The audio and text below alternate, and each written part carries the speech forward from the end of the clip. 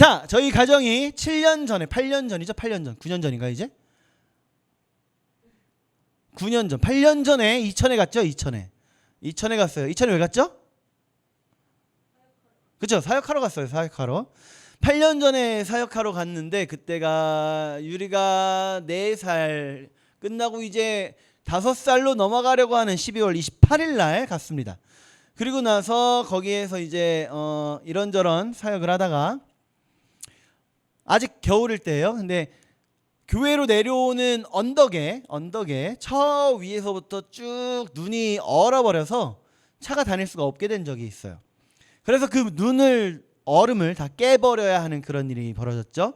근데 그 전날에 무슨 일이 있었냐면, 전날에 왔나요? 저희 어머니의 따님께서 그 가정이 놀러 왔었어요. 그래서 그 이천에 있는 눈썰 매장을 가려고 했죠. 출발 시간은 1시였어요. 근데 그 눈 깨는데 내가 이제 이천에 갔기 때문에 너무나도 눈치가 보여서 못 가고 있다가 1시가 넘어서 갔고, 너무나도 급하게 이제 열심히 내비를 찍고 출발을 합니다. 근데 마음이 급하니까 내비를 분명히 이름 보고 제대로 쳤는데 이상한 데로 내비가 인도를 해서 갔어요. 기억나세요? 벌써 졸려요? 벌써 졸리면 안 되는데. 내비가 이상한 데로 우리를 인도해 가는 거예요. 원래 그 눈썰 매장이 있는 곳으로 가야 되는데, 어딘지 알죠? 눈썰 매장? 근데 거기로 안 가고 이상한 그 냇가로 이끌고 가더니 더 이상 갈 데 때문에 가지도 못할 곳으로 우리를 인도해 가더라고요. 거기서 이제 잘못 쳤구나, 다시 쳐보자 했더니 여기가 아니라 여기였구나 라는 주소가 나오더라고요. 우리가 전혀 엉뚱한 방향으로 가게 되는, 내비 한번 잘못 쳤다고 이렇게 되는 경우가 종종 있죠. 작년에 우리 혜지 자매를 데려다 주기 위해서 오류동을 쳤는데 그게 서울 오류동이 아니라 인천 오류동이어서 인천까지 갔다가 서울로 들어갔던 뭐 그런 경험. 우리가 인생 살아가는 모습을 기독교 내에서는 순례라고 하는 단어로 표현해요. 순례. 순례가 뭐예요? 순례. 뭐 여행이라고도 표현을 하기도 하죠. 여행이라고. 순례나 여행이나 어쨌든 똑같은 거는 한 곳을 목표로 해서 떠나거나 아니면 여기를 돌고 나서 오는 거나 이런 차이가 있을 뿐이에요. 그럼 우리가 보통 길을 떠난다고 할 때 그럼 이제 가장 먼저 뭘 해야 할까요? 길을 떠난다. 차를 탄다. 다음엔 그래서 내비게이션의 목적지를 입력하겠죠. 내비가 없던 시절에는 어떻게 했어요? 맞아요. 아는 사람한테 길을 물어보거나 지도를 보거나 해서 그 길을 찾아 물어서 가기도 했죠. 우리 인생도 마찬가지예요. 부모님이나 선생님이나 책이나 유명한 누군가를 멘토로 삼아서 그들을 통해 내 인생길을 안내받거나 도움받게 되죠. 근데 내비에 잘못된 주소 입력하면 엉뚱한 데로 가는 것처럼 잘못된 멘토를 만나서 잘못된 길로 인도를 받으면, 말씀 봅시다. 마태복음 15장 14절. 자, 시작. 그냥 두라. 그들은 맹인이 되어 맹인을 인도하는 자로다. 만일 맹인이 맹인을 인도하면 둘이 다 구덩이에 빠지리라 하시니. 아멘. 세상 사람들이 다 이러고 있는 거예요.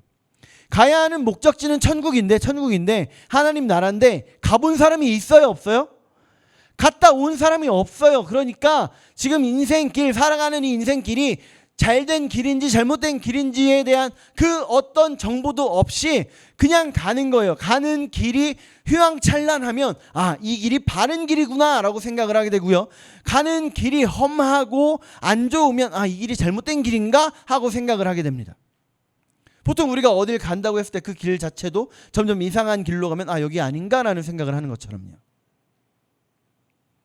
그래서 중요한 점은 우리가 누구의 인도를 받느냐.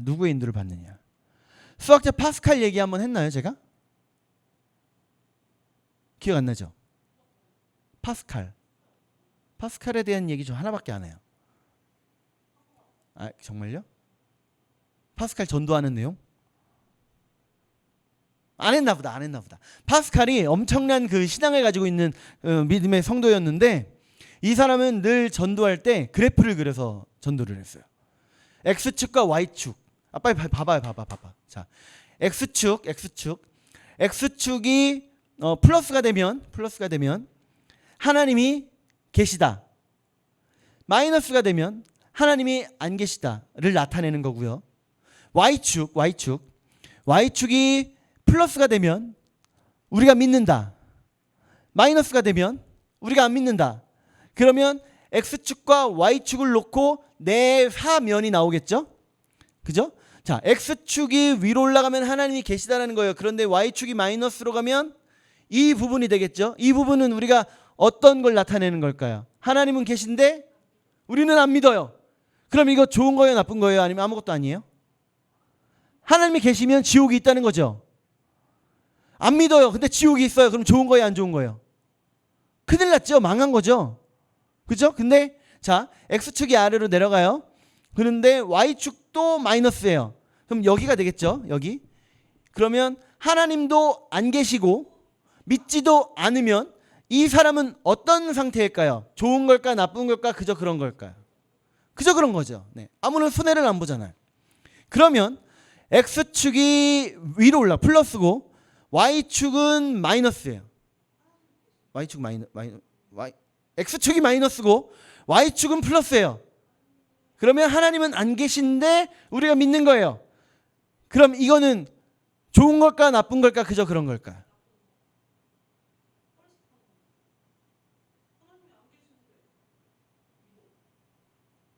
뭘 손해봤죠? 믿은 게 왜 손해봤죠? 시간? 어쨌든 죽어서 천국 아니 지옥 갈 일은 없잖아요. 이것도 제로. 그러면 x축이 플러스예요. 하나님이 계시다. y축도 플러스예요. 우리가 믿는다. 그럼 여기 뭐예요? 좋은 거예요, 나쁜 거예요, 대박이에요? 대박이죠.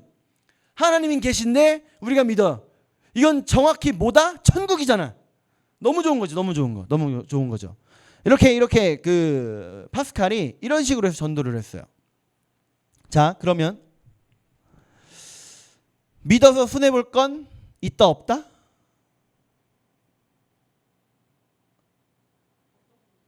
하나님을 믿어서 손해 볼 게 있다 없다? 있어요? 다시 갑시다. 자, x축이 플러스고 y축이 마이너스면 여기가 되겠죠. 사면 중에 여기는 하나님은 계신데 우리는 안 믿는 거예요. 그러면 손해예요, 아니에요? 엄청난 손해죠. 지옥이 확정되는 거니까. 그러면 하나님 안 계신데 우리가 믿지도 않아요. 그럼 손해예요, 아니에요? 안 계신데 안 믿으면 그저 그런 거죠. 근데 하나님은 안 계신데 우리는 계시다고 믿어요. 손해예요, 아니에요? 아니에요. 이거 그냥 그저 그런 거예요. 제로예요. 그렇다면 왜 답정론은 내가 답정론이니까 그러죠. 자, 마지막으로 하나님 계신데 우리가 믿어요. 이건 뭐예요? 개이득이죠. 대박이죠. 그래서 믿어서 손해볼 게 있어요, 없어요? 없잖아요. 없어요. 손해볼 게 없다. 대박이다, 무조건 믿으면. 자, 그래서 믿으면 대박이고 안 믿으면 쪽박이고, 믿어서 손해볼 건 없고, 그럼 믿으면 되는데 너무나도 신기하게 많은 사람들이 그 대박의 길을 안 가고 망하는 길로 달려가더라.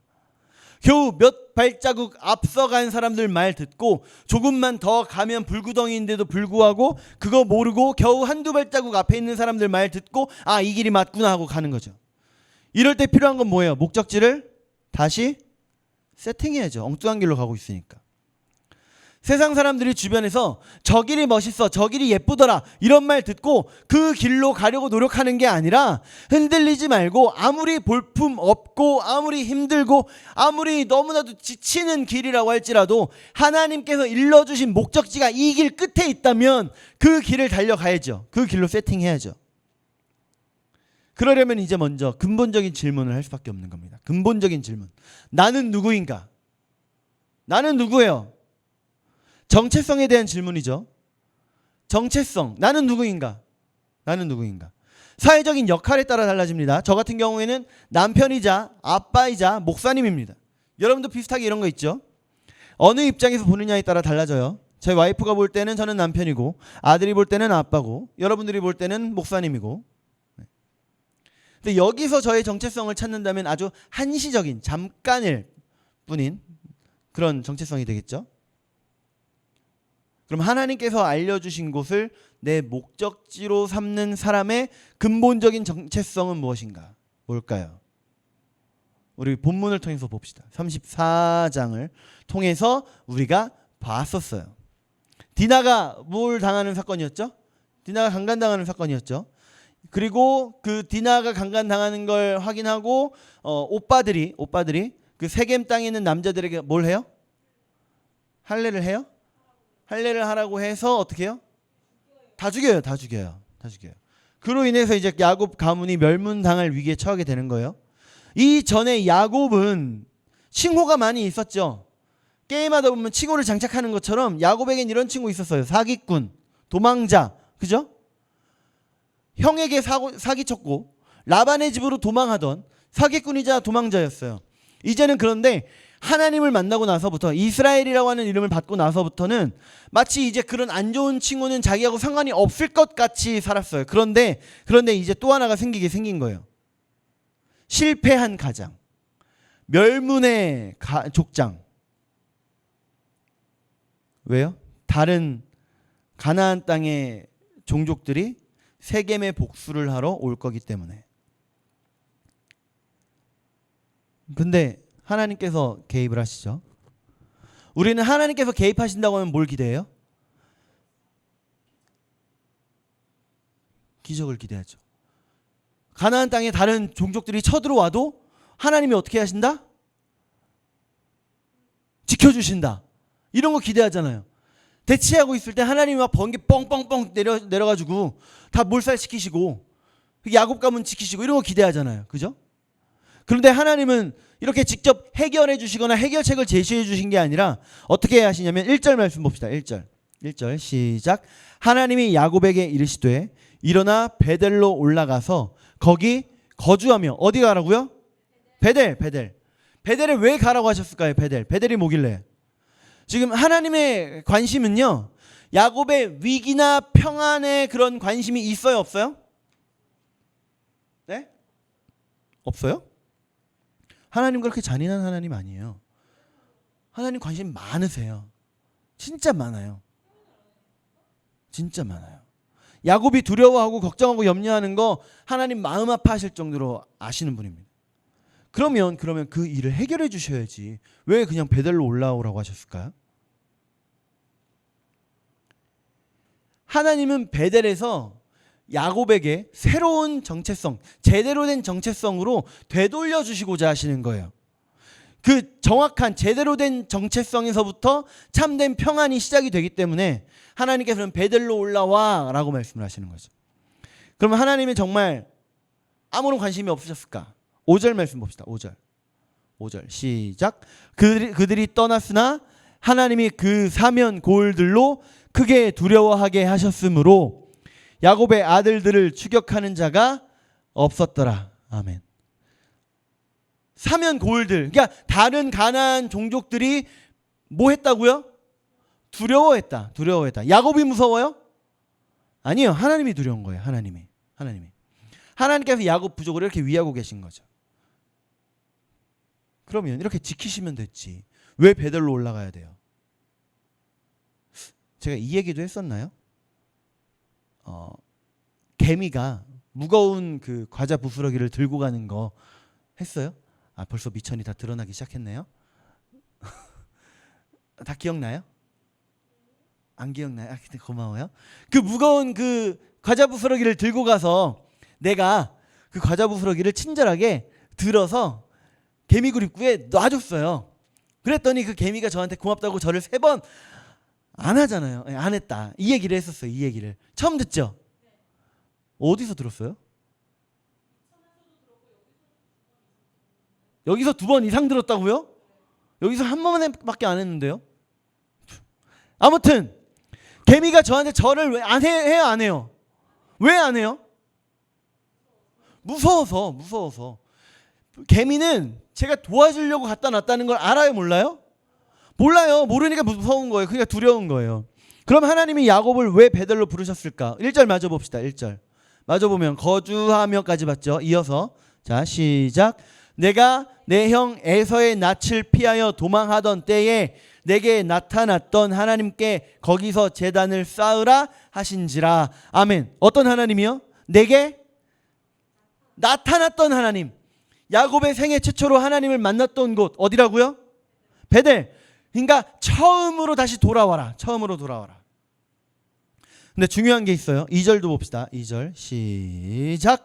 야곱이 이에 자기 집안 사람과 자기와 함께한 모든 자에게 이르되 너희 중에 있는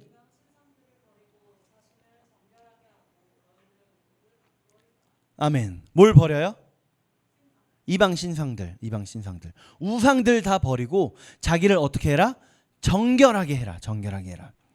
그래서 우상들, 귀걸이들 다 빼서 상수리나무 아래에다가 심어버리죠. 묻어버리죠. 그래 우리는 이 말씀 안에서 우리를 돌아볼 수 있어야 돼요. 우리 장로교회 창시자 누군지 알아요? 루터는 루터교회 창시자이자 종교개혁의 첫 시작을 하신 분이시고요. 베드로는 예수님의 12 제자로서 좀 더 멀리 가고요. 16세기쯤에 일어난 종교개혁 운동 중에 장로교회 창시자는 존 칼빈, 요한 칼빈입니다. 네, 칼빈이에요. 그 칼빈이 이런 말을 해요. 개혁된 교회는 계속해서 개혁되어야 한다. 개혁된 교회는 계속해서 개혁되어야 한다. 우리 기독교가 개혁교회잖아요. 그죠? 개혁교회요. 리폼 철치. 개혁교회. 그래서 개신교회요. 자, 썩어버린 구교의 그 악습에서 벗어나서 말씀으로 새롭게 세워진 교회. 그래서 개신교회요. 개신교. 그런 우리 개혁교회는 계속해서 우리를 다시 또 개혁해 나가야 한다라는 거예요. 우리도 썩어질 수 있으니까. 우리도 악습을 행하게 될 수 있으니까. 그래서 우리도 계속해서 우리를 개혁해야 한다. 지금 야곱의 가족들, 야곱과 야곱의 가족들이 개혁하고 있는 거예요. 개혁. 개인도 마찬가지입니다.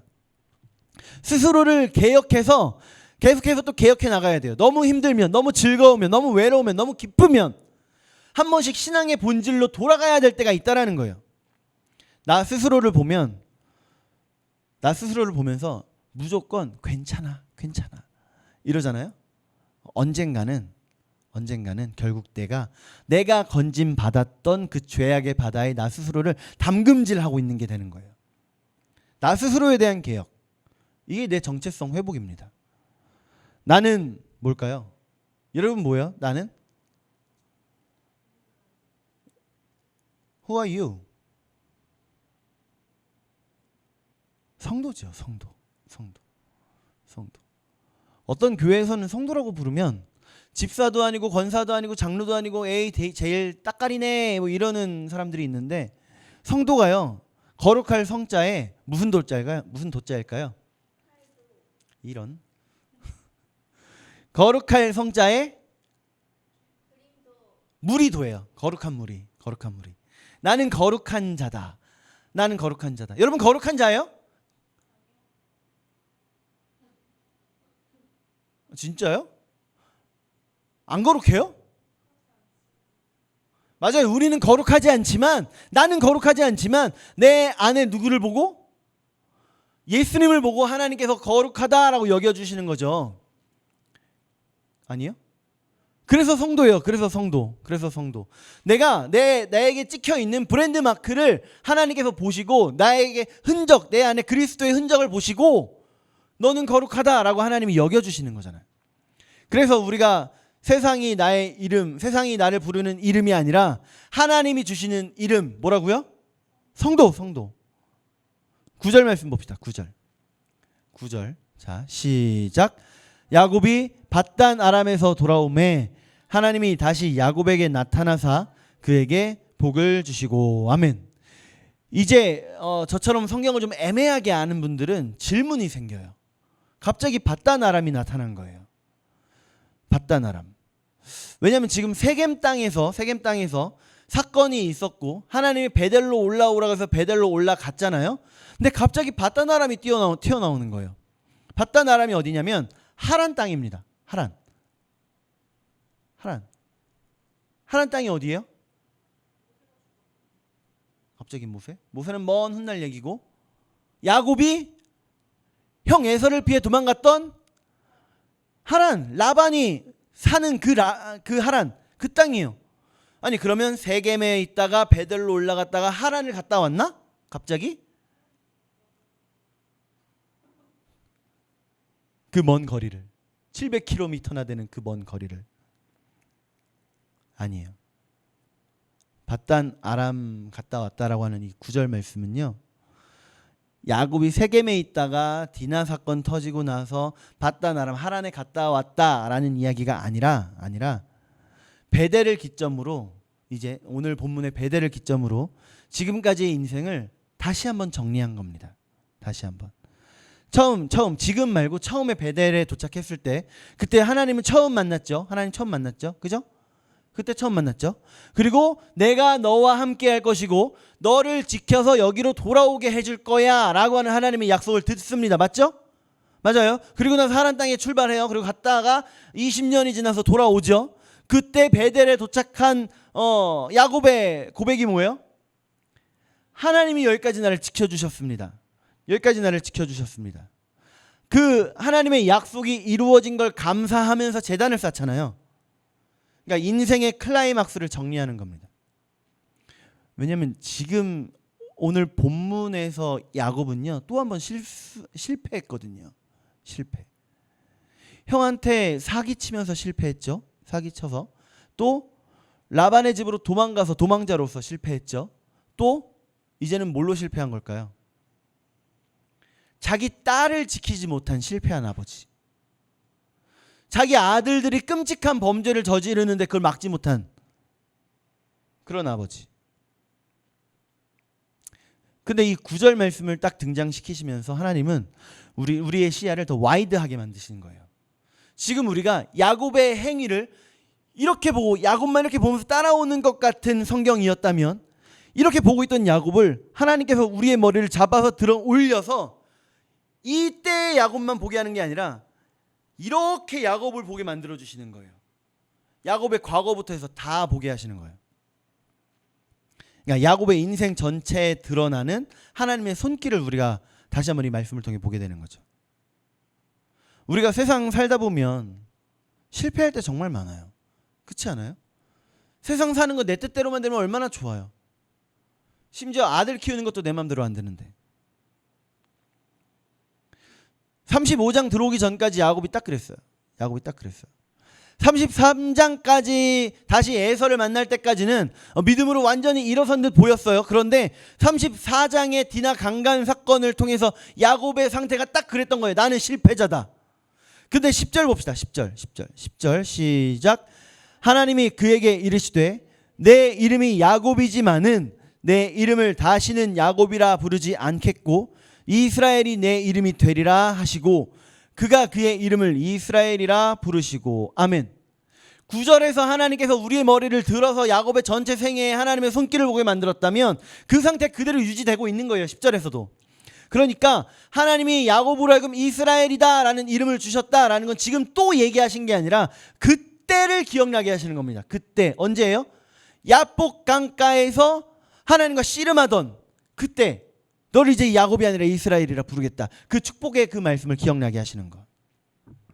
그래서 지금은 비록 힘들고 두렵지만 그건 세상에서의 정체성만 가지고 살아갈 때의 야곱이고 다시 회복하는 겁니다. 뭘로 회복해요? 10절 말씀에 나왔죠. 다시는 너를 야곱이라 부르지 않고 뭐라 부른다? 이스라엘. 이스라엘로 회복입니다. 이 정체성에 대해서 우리 다음 주에 한 번 더 얘기하게 될 것 같아요. 정리합시다. 어지러운 세상, 괴로운 세상, 힘든 세상 살아가려면 세상이 나에게 주는 정체성으로 살아가는 게 아니라 자아 정체성 중요하죠. 중요하지만 뭐가 필요하다? 하나님이 나에게 주신 정체성. 그 정체성을 회복하자. 그 정체성이 뭐예요? 야곱은 네 글자 뭐예요? 이스라엘. 그럼 우리는, 나는 성도다. 성도. 하나님의 아들이다. 하나님의 딸이다. 하나님의 백성이다. 나는 하나님의 소유다. 내 안에 그리스도의 흔적을 가졌다. 나는 예수님의 브랜드 마크가 찍혀있는 사람이다. 이 정체성이 흔들릴수록 더욱더 붙잡는 우리가 되기를 축복합니다. 우리 함께 기도할게요. 함께 기도할 때 하나님이 세상 살아가는 동안에 내가 내 이름으로 살아가는 것이 아니라 나에게 있는 예수 그리스도의 흔적, 그 정체성으로 살아가겠습니다. 하나님의 그리스도의 성도, 그 거룩한 무리로서의 나의 참된 정체성, 나는 하나님의 아들입니다. 하나님의 딸입니다. 하나님의 백성입니다. 나는 하나님의 소유입니다. 그 정체성으로 이 험한 세상 살아내는 내가 되게 하여 주시옵소서. 우리 함께 기도합시다. 하나님, 세상을 살아가는 동안에 나를 흔들고 넘어뜨리려 하는 이 세상에 수없이 많은 너무나도 높은 파도가 내게 밀려올 때 주님, 더 이상 흔들리지 않고 더 이상 넘어지지 않고 더 이상 두려워하지 않고 더 이상 걱정하지 않는 그 일체의 비결을 하나님 우리가 오늘 함께 나눴습니다. 나의 정체성이 세상의 정체성이 아니라 하나님, 이제는 하나님이 나에게 주신 정체성, 예수님이 나에게 주신 정체성, 나는 그리스도의 소유입니다. 그 소유로 온전히 살아내는 우리가 되게 하여 주시옵소서.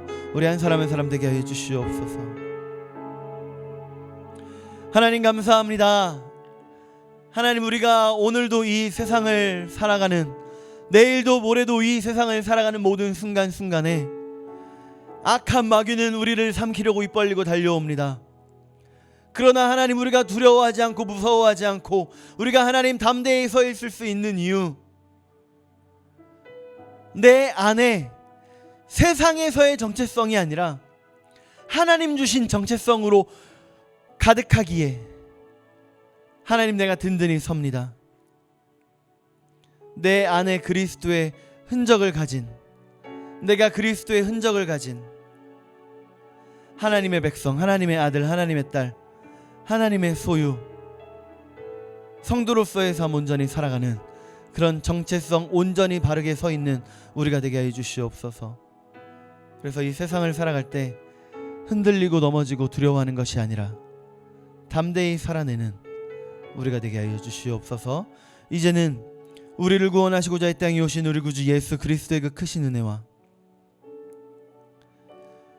우리를 너무나도 사랑하셔서 우리를 구원하시고자 그 아들까지 내어주신 하나님의 그 무한하신 사랑하심과